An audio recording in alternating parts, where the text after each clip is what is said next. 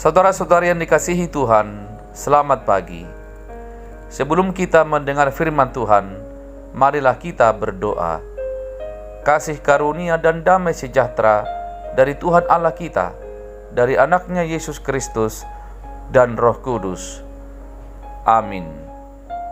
Firman Tuhan bagi kita hari ini tertulis dalam kitab 1 Petrus pasal 4 ayat 13. Sebaliknya bersukacitalah sesuai dengan bagian yang kamu dapat dalam penderitaan Kristus, supaya kamu juga boleh bergembira dan bersukacita pada waktu Ia menyatakan kemuliaannya. Demikian firman Tuhan. Saudara-saudari yang dikasihi Tuhan, bila kita pernah melihat tayangan Fear Factor di salah satu televisi swasta, maka kita akan menyaksikan bagaimana para peserta ditantang untuk melakukan berbagai kegiatan yang berbahaya, menakutkan, bahkan menjijikkan. Mengapa mereka mau melakukannya? Karena ada hadiah sebesar 50.000 US dollar atau setara dengan 400 juta rupiah yang diberikan kepada peserta yang juara. Dalam acara Fear Factor ini, para peserta rela menderita ketika mereka berlomba untuk mendapatkan hadiah uang 50.000 US dollar itu. Penderitaan sesaat di dunia ini juga dialami oleh orang Kristen, tentu berbeda dengan perlombaan Fear Factor tersebut. Orang Kristen rela menjalani penderitaan sesaat ini bukan untuk mendapatkan sebuah pujian atau penghargaan dunia. Tentu saja penderitaan sesaat yang dimaksudkan di sini bukanlah hukuman akibat tindakan kejahatan. Sebab jika ini yang terjadi, penderitaan sesaat itu ialah hukuman atas dosa. Ada dua alasan mengapa orang Kristen mengalami penderitaan di dunia ini. Pertama, melalui penderitaan orang Kristen tentu dapat ambil bagian dalam penderitaan yang telah dialami Kristus. Kedua, jika orang Kristen menderita karena nama Kristus, berarti hal itu bertujuan supaya Tuhan dimuliakan lewat penderitaannya. Sejarah gereja mula-mula membuktikan bahwa justru melalui penderitaan, nama Tuhan semakin dikenal di Yerusalem dan di seluruh dunia ini.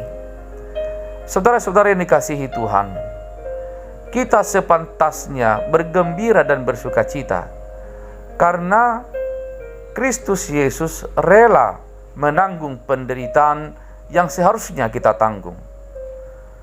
Dia rela mengorbankan dirinya demi menebus dan menjadikan kita menjadi anaknya. Penderitaan Kristus bagi Kristus itu sangat menyiksa, bahkan dia harus rela mati di kayu salib. Namun sisi lain, penderitaan Kristus itu menimbulkan sukacita dan kegembiraan bagi kita, karena akhirnya kita dimuliakan melalui penderitaan Yesus Kristus.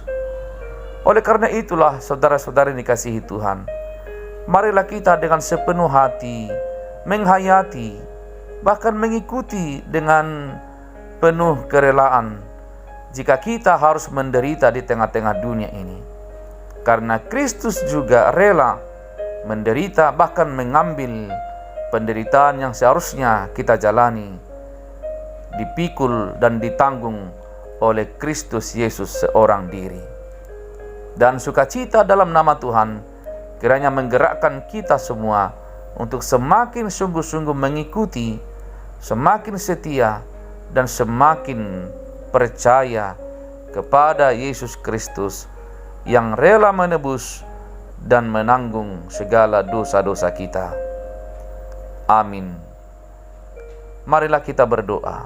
Ya Tuhan, terima kasih atas firman-Mu.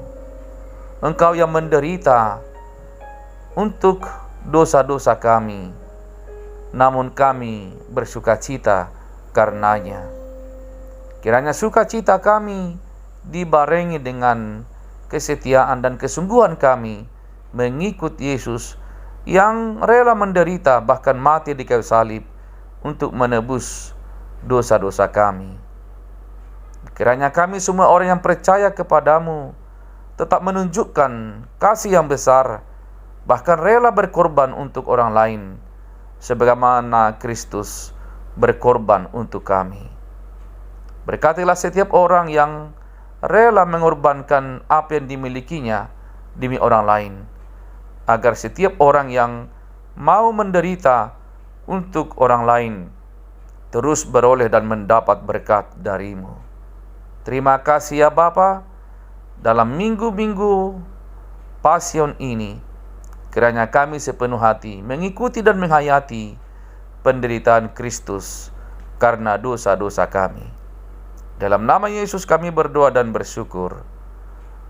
Amin. Saudara-saudari, selamat pagi, selamat bekerja, selamat berkarya. Tuhan Yesus memberkati. Salam.